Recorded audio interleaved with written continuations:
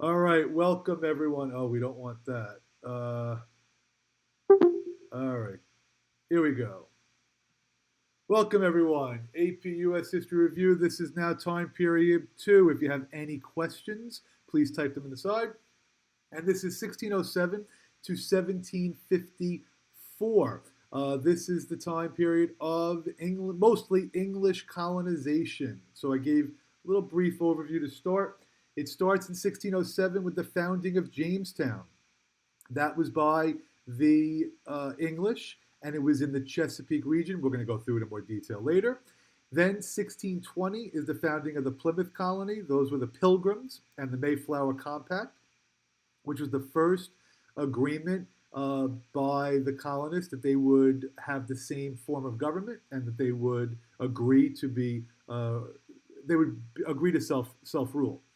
Then in 1630 is the Massachusetts Bay colonists. Those Puritans were slightly different from the Plymouth colonists because one were separatists and the other were non-separatists.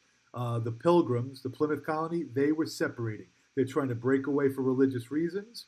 The Massachusetts Bay colonists, the Puritans, were non-separatists. They just wanted to be the envy of the world. 1639 is now the first constitution in the colonies, and that is called the Fundamental Orders of Connecticut. It was actually hidden in an oak tree.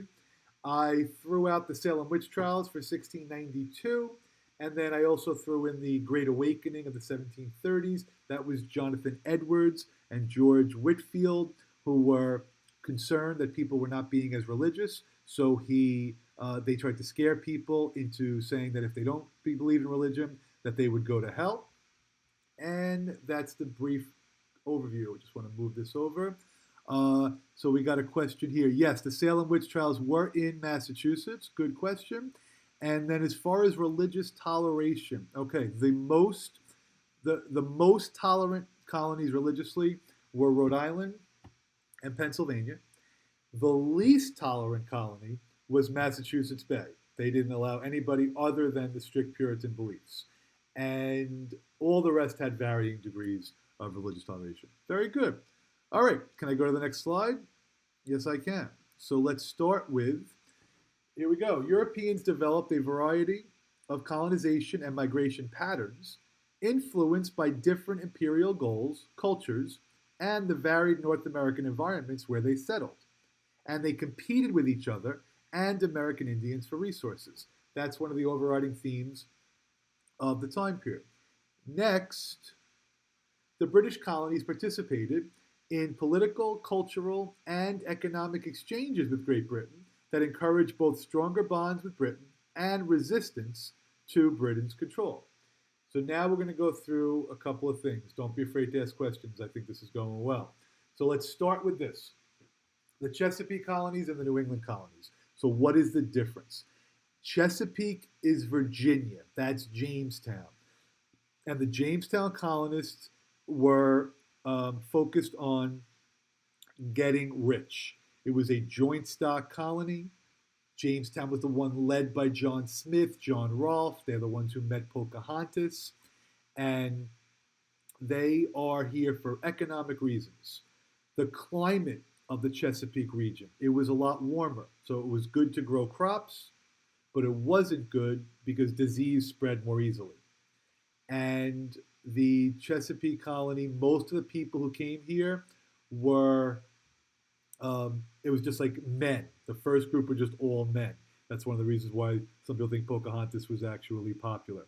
I have some questions quickly, which I love. Sin is in the Hands of Angry God was in the 1730s. And the worst relations with the Native Americans, it's a debate, a toss up between the Spanish and the English. I would say Spanish were worse in the 1500s, English were worse in the 1600s. Great. Now let's go to New England. Now there's a lot of kids who don't know where New England is. New England is the northeastern part, and for the early purposes, it's Massachusetts. Plymouth, Massachusetts, they were very strict religiously. So the Chesapeake colonists, they were just coming here for money, but the New England colonies, they were very much concerned with um, uh, spreading religion. So the climate in the New England colony was colder, which was not good for growing crops, but it is good for keeping diseases at a minimum. And the people who came to the New England colonies, most of them were families. They're coming as individual families, and they want to, be what they call the city upon a hill. So that was John Winthrop, who was the John Winthrop was the governor of Massachusetts Bay. Now, before we get to specific, I want to make sure I put in Rhode Island here later. Yes, I did. Okay. So before we get to that, just so you know these two things, the House of Burgesses is the first representative government in the colonies. That was in Jamestown. And the headright system, that's how they tried to encourage more people to come to the colonies. They gave people land if they were willing to pay for 50 people to come over. That was Jamestown as well. And City Upon a Hill, as I said, that was the speech by John Winthrop that said we're going to be the envy of the world. Yes, I can repeat the House of Burgesses. The House of Burgesses was the first representative government in North America. First representative government. Like we have the House of Representatives today, which is a representative government. Virginia, they had the House of Burgesses. Excellent. All right. I got 3 more slides. Is everybody good on this one? This is really important. The Chesapeake New England comparison. They like that as a go-to question. All right. There was a conflict in Virginia called Bacon's Rebellion. This was in the 1670s, 1680s. But Bacon's Rebellion was basically a conflict where the Native Americans were attacking the settlers in Jamestown. And the governor did nothing to defend them. And the reason why he did nothing to defend them is because he had a secret deal with the Native Americans involving the fur trade. It's like our first early corrupt government story. And Nathaniel Bacon led the rebellion. And the one problem is, 1676, good, thank you. And Nathaniel Bacon attacked the wrong Native Americans. So he didn't get off to a good start, but it didn't stop him. Kept going, and he went to burn things down in Jamestown, only to die himself from an awful disease called dysentery, which is dying from intense diarrhea. What is the significance of Bacon's Rebellion? Other than the corruption from the government, it shows that there was this increasing gap already between the rich and the poor. So, all right, any questions on Bacon's Rebellion? Beautiful. Now we're going to just go kind of span all the colonies. I shouldn't say all of them, some of them. Let's start with Rhode Island. Rhode Island became the colony that was where the people who were banished from Massachusetts Bay arrived. So Roger Williams, who believed in a separation of church and state, was kicked out. There's no way John Winthrop was going to allow a separation of church and state. So he goes to Rhode Island. Anne Hutchinson was having religious meetings in her basement. Number one, she's a female, so she shouldn't be doing that. According to Winthrop, of course, not me. And number two, she really didn't have the religious authority to be having these meetings. They put her on trial. They asked her all these questions about the Bible. She knew everything. And John Winthrop, who was the governor of Massachusetts, didn't care what she knew. He banished her to Rhode Island. She later tried to come to Long Island, but was killed by Native Americans. And her trip here, that's why the Hutchinson River Parkway is named after her. All right.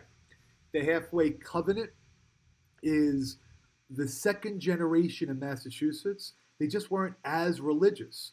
And you had to be a member of the church in order to be a member of the colony. So if you don't have members in the church, you can't continue the colony. So what happens is they passed this halfway covenant that says you don't really have to go through all the conversion experiences and you can still be a member. I look at it as partial membership. I also look at it as them selling out because they were so strict early on. All right, King Philip's War is just a conflict with Native Americans and the Massachusetts settlers. There are some people that think it's the bloodiest war ever on the continent just because of the number of people killed in relation to the number of people who were living here. Proportionally, it was awful. So what do we have here? So they don't, just trying to get this question. So the So the Massachusetts Bay people, they do have an affiliation with the church. They're not breaking away. They were considered um, part of the Puritans, Church of England. All right, now we go to William Penn. William Penn was given an area of land that he wanted to refer to as his holy experiment. This was for Quakers. They were just as tolerant as Rhode Island. They welcomed everyone. They treated women equally. They treated Native Americans equally. No slavery. At least initially. Sadly, William Penn did not get to see his colony thrive because he died penniless. And Philadelphia, actually, the nickname Philadelphia is City of Brotherly Love. You've probably seen references to how great their fans are for their sports teams. And then the final of the 13 colonies was Georgia. That was 1732, and that was given to James Oglethorpe. It was a place where debtors arrived, but it's also a place where they used as a buffer between Spanish Florida and the Carolinas. Okay. Yes, Pennsylvania is named after William Penn, and no, the settlement houses have nothing to do with this time period. Good. Oh, I really do like this. All right. Any questions on anything here? And then I have one more slide for you. And this is just, again, I'm just kind of spanning the colonies here. 1680, there was a Pueblo revolt. That revolt was in the southwest of the country, and it was against the Spanish. And it really led to the Spanish starting to treat the natives a little bit better. All right, we must know this. The whole economic theme of the colonies for the British is mercantilism. That is when colonies exist for the benefit of the mother country. They had these acts called the Navigation Acts. They were the ones to regulate colonial trade. So colonists were not allowed to trade on their own. They weren't allowed to make goods on their own. However, they weren't enforced. So that will not, yep, salutary neglect, very good. That will not happen until after the French and Indian War. Please be aware that slavery started, the first Africans came here in 1619, and they arrived in Jamestown. That becomes part of the triangular trade. So the Columbian exchange is really just the concept of goods going back and forth. The triangular trade was more specific, and it really involved, on one level, Africans coming here, and then manufactured goods going to Europe, and spices and goods coming to here as well. Harvard was the first college. That was 1636 in North America. Kids fight me on it. They think it was William and Mary, but it was not. Nothing against William and Mary. But the purpose of Harvard was to train men to be priests. That was the original reason for the founding of Harvard in Massachusetts. And then we end with John Peter Zenger. John Peter Zenger established a precedent of freedom of the press. He had published articles that were criticized by the governor of New York, and they took this to the local court. And as long as what he was saying was not factual, it was not made up or libel, he was allowed to do it. So that created the freedom of the press. So I am so glad I got the first two time periods done, because I can't wait for the next 7 where I can really rock and roll. So the triangular trade is just trade that goes between Europe, the colonies, and Africa. And it involves the trade of goods, manufactured goods, spices, raw materials, and then, sadly, tragically, the slave trade. Lewis and Clark will not be until the Louisiana Purchase of 1803. So you got to wait till the next time period. Well, actually, you have to wait 2 time periods for that. Great. I see we got a couple of people dropping out, a couple of people latecomers, but overall, I'll get the kinks worked out of this, and we'll be better off for time period 3. Any other questions before I sign off? All right. I hope we bought Louisiana from the French. We bought Louisiana from the French. But again, we'll do that later, not part of this time period. So, all right, good. Thank you so much for being patient and cooperative.